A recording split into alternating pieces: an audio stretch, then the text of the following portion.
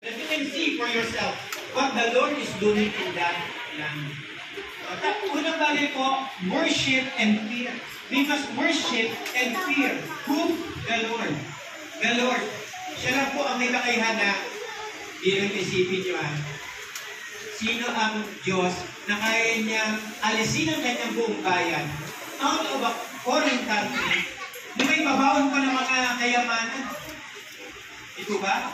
Israel, when they were delivered through the hands of Moses, of course by God, in the land of Egypt after 430 years of slavery, meron bang bansa, meron bang Diyos na makagagawa ng ganyan?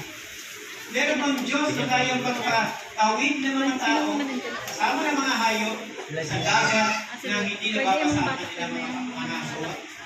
Or hindi naluma ang kanilang mga damit?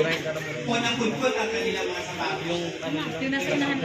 Or after 2,000 years of being exiled from that land, ay naibalik niya ngayon ang tinatawag na present-day state of Israel. So, sino ang dapat na sambahin at katakutan? Abay, ang katakutan ko na ang totoong Diyos kaysa sa mga Diyos-Diyosan o mga false God.